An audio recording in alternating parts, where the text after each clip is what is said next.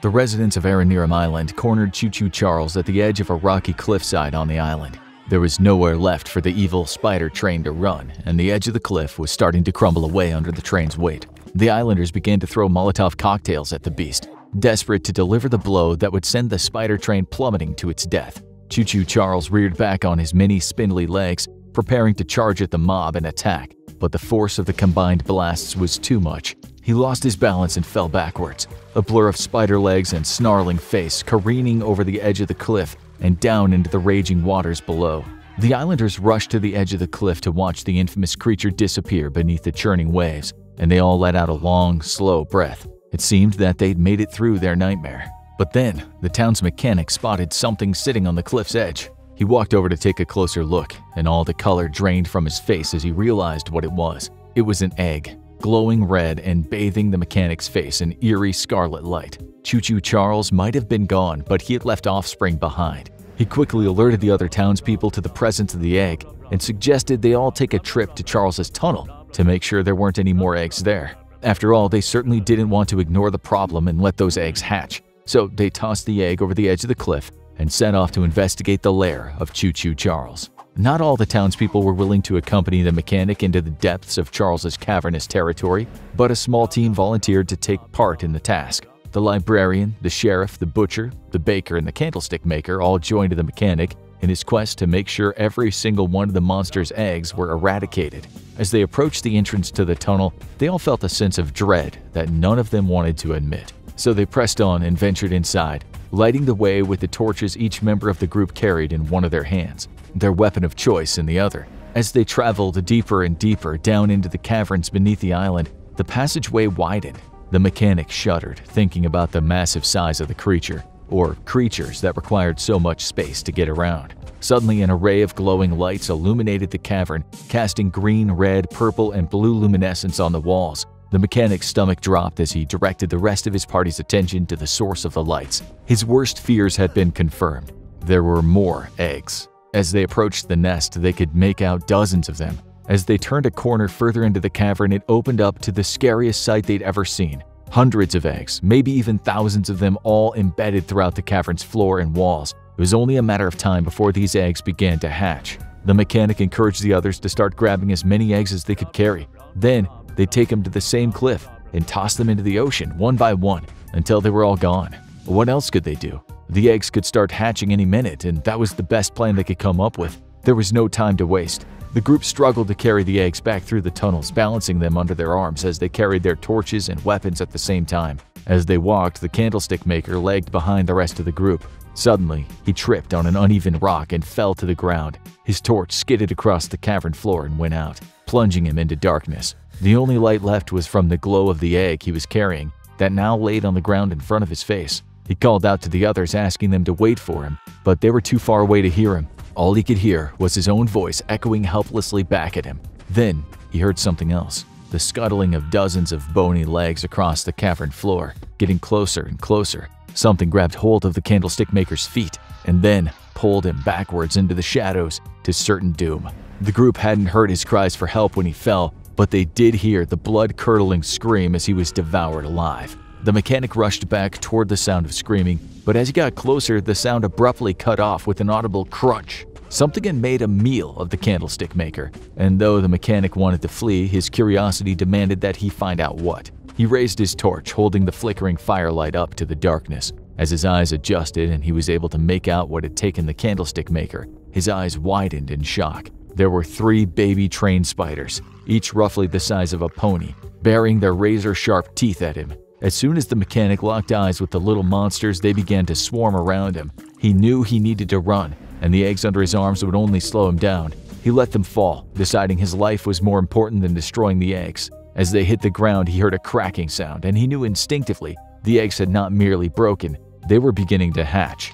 There were already at least 3 of Charles's spawn in this cavern, and there was about to be even more. The mechanic caught up to the rest of the party and warned them of the danger nipping at their heels. They turned to him for leadership and asked what they should do, and he had only one piece of advice for them.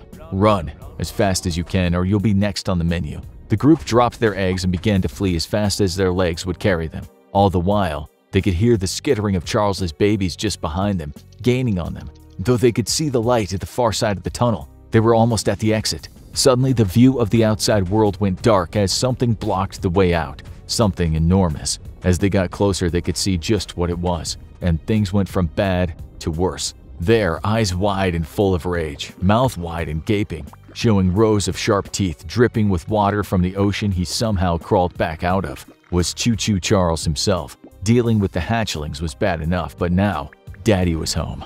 "Quick, get away from him!"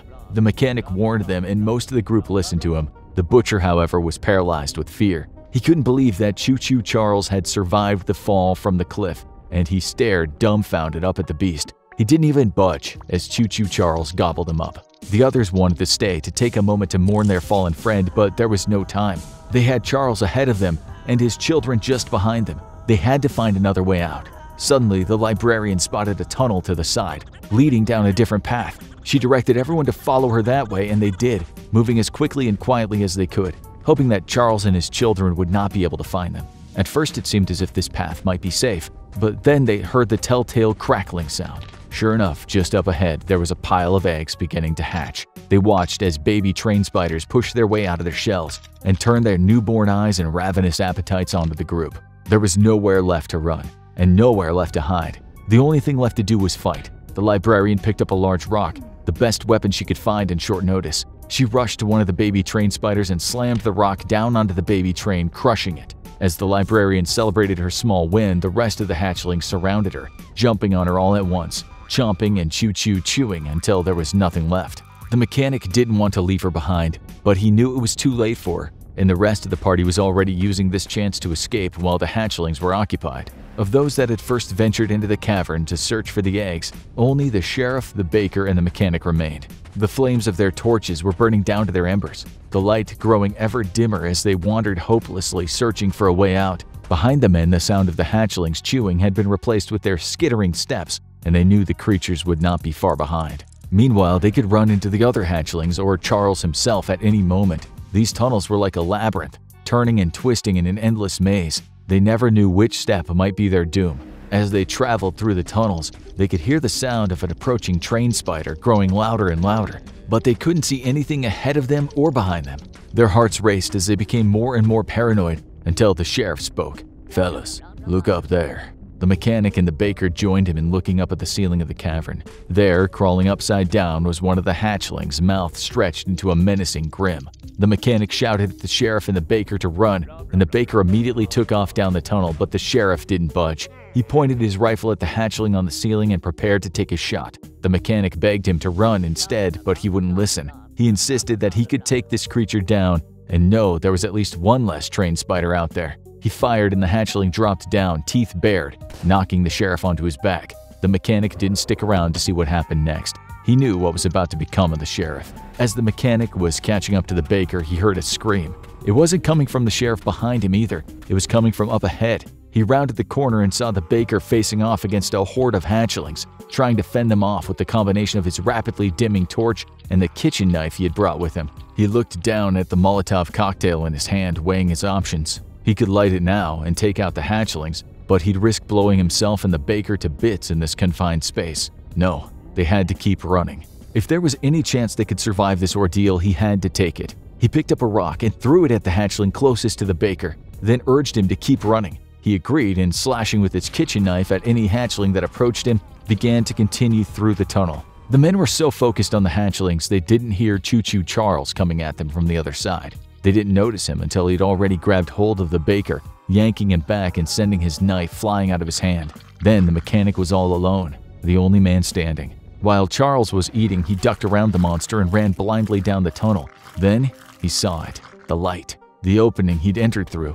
Back when everyone else was still alive, all of a sudden he knew what he had to do.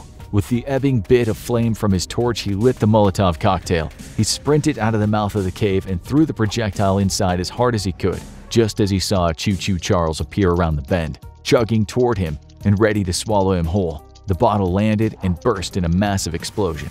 There was a rumbling sound and then a crash as the opening of the cave collapsed from the force, trapping Charles and his offspring inside. The mechanic collapsed on the ground in relief and exhaustion. He found out the dark secret of Choo Choo Charles and survived. In spite of everything that was lost, Charles couldn't hurt anyone anymore. The train was trapped, and it would stay that way for a long, long time, or at least he hoped.